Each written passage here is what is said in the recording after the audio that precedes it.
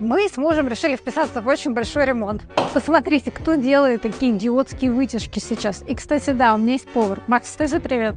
Привет. И так как муж у меня гораздо более аккуратный, чем я, а для меня важно, чтобы все лежало на своих местах, но я не такая аккуратная, я подключила к проекту не только дизайнера, но еще и организатора пространств.